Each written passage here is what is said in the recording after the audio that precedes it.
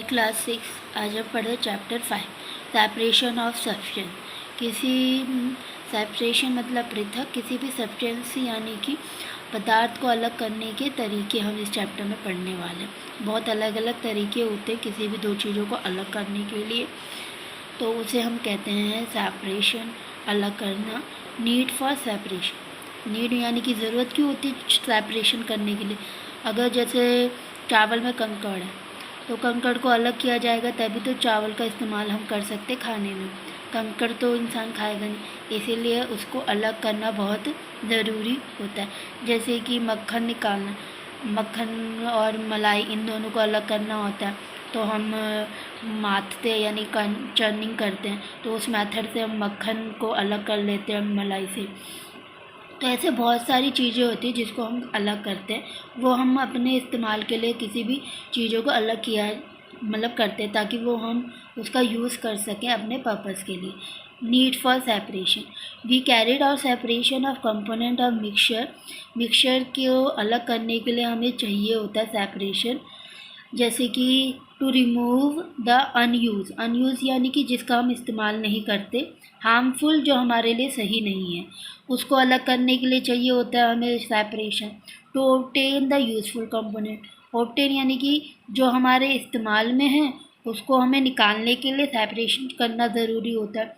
To remove impurities for getting a pure sample, pure sample में से impurities ख़राब चीज़ों को निकालना और प्योर सैंपल का इस्तेमाल करना अपने मतलब कि खाने में जो भी आप चीज़ सैंपल ले रहे हो उसका प्योर सैंपल रखते हैं और इम्प्योरिटीज़ हम अलग कर देते हैं।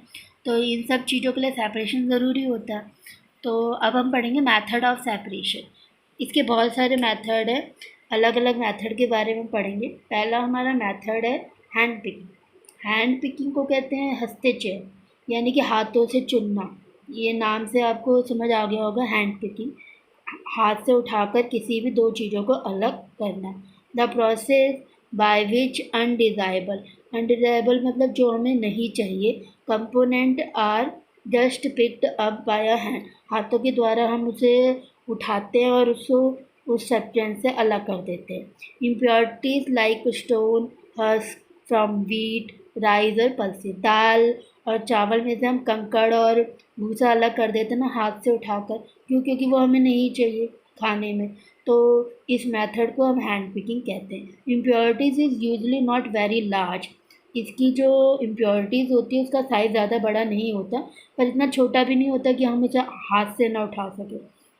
ऐसी साइज़ की इम्प्योरिटीज़ जो हम देख सकते हैं और हाथ से आसानी से अलग कर सकते हैं, उस मेथड को हम हैंड पिकिंग कहते हैं। जैसे कि बहुत सारा फ्रूट मतलब कि बास्केट है, उसमें से अगर आपको सेब अलग करना है तो आप सेब को उठा के अलग कर दोगे हाथ से। तो यही होता है हैंड पिकिंग, सेपरेशन करना, अलग करना दो चीज़ों को। अगला मेथड है हमारा थ्रेशिंग। थ्रेशिंग एक ऐसा मेथड होता है जिसमें किसान आपका जब खेती हो जाती है तो जो स्टॉक होते हैं उसके अनाज के जो डंडों में हमारे सारे गेंस लगे हुए होते हैं उनको अलग करने का तरीका थ्रेशिंग होता है। फार्मर क्या करता है, किसी हार्ड चीज़ या पत्थर पे पुश करके मतलब स्टॉक को लेके उस पर पीटता है। उससे क्या होता है, उसके बीज जो होते हैं स्टॉक से अलग हो जाते हैं और स्टॉक अलग हो जाता है, उसकी जो डंडियाँ होती हैं। तो इस तरह से बीजों को और उसके भूसे या स्टॉक को अलग करने का तरीका थ्रेशिंग होता है। इसमें फार्मर किसी पत्थर पे या किसी हार्ड चीज़ पे उसको ऐसे पटकता है ताकि बीज झटक अलग हो जाते हैं उसके डंडे से, स्टॉक से। The process of separating grain मतलब अनाज फ्रॉम हस्क और chaff is called threshing. In this process the stalk are beaten to a free to grain seed. इस स्टॉक को पीटा जाता है ताकि उसमें से जो अनाज है वो अलग किया जाए। आजकल मशीनों से भी होता है। Machine are also use to thresh large quantity of गेहूँ। अगर आप मशीनों से करोगे तो उसमें अधिक मात्रा में जो हमारे गेहूँ होते हैं वो निकलते हैं। पहले जो होते थे फार्मर वो ऐसे ही करते थे, किसी हार्ड चीज़ पे स्टॉक को पीटते थे, चाफ को, और इससे क्या होता था, अनाज जो है वो अलग हो जाता था। तीसरा मेथड है हमारा विनोइंग। विनोइंग प्रोसेस एक ऐसा प्रोसेस होता है जिसमें हम भारी और हल्की चीज़ों को अलग करते हैं। इतनी भारी चीज़ें नहीं कि जो हवा से उड़ ना सके। ऐसी दो चीज़ें जिनका वेट थोड़ा मतलब कि एक लाइट होता है और एक हैवी होता है। तो हवा से हम उन दो चीज़ों को अलग कर सकते हैं। जो हैवी वेट होता है वो पास में गिरता है और जो जिसका वेट लाइट होगा वो थोड़ा दूर जाके हवा के कारण गिरेगा। इस तरह से हम इन लाइट और हैवियर गेन्स को अलग कर सकते हैं by the process of winnowing. इसमें हम क्या करते हैं, the process of separation heavier and lighter component of mixture by wind और ब्लोइंग एयर। हवा, चलती हवा या पंखे का इस्तेमाल करके फार्मर जो हमारे अनाज होते हैं उसमें थोड़ा बहुत भूसा रह जाता है हस, तो छोटे छोटे कंकड़ को अलग करने के तरीके को हम विनोइंग कहते हैं। वो क्या करते हैं, हवा अगर चल रही है तो ठीक है, नहीं तो फ़ैन का इस्तेमाल करते हैं।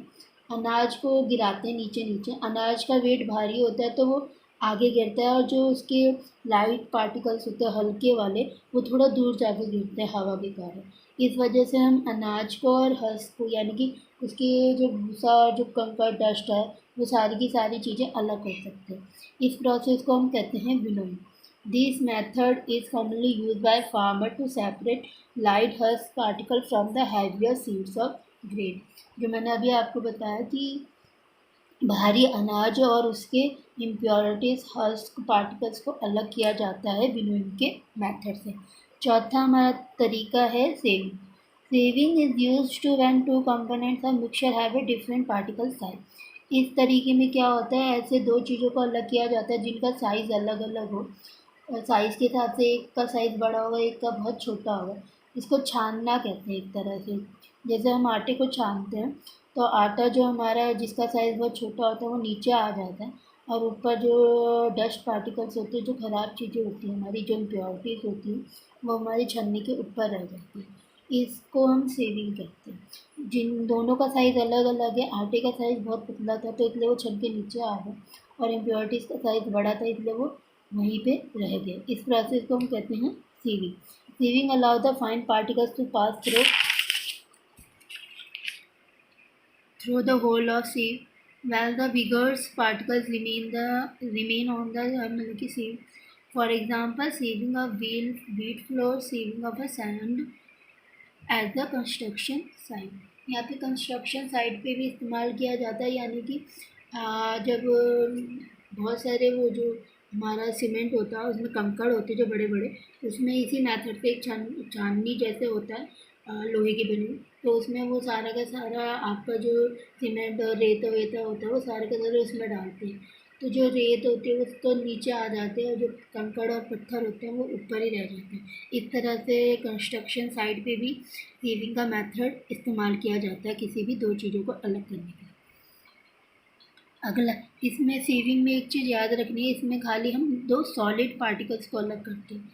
यानी कि अगर आप चाय की बात करो, क्योंकि चाय भी छाना जाता है पर वो सीविंग मेथड नहीं होता, इसमें खाली दो सॉलिड यानी कि दो कठोर चीज़ों को अलग किया जाता है, तो इसमें इसे सीविंग कहा जाता है। अगला हमारा है सेडिमेंटेशन एंड डिकेंटेशन।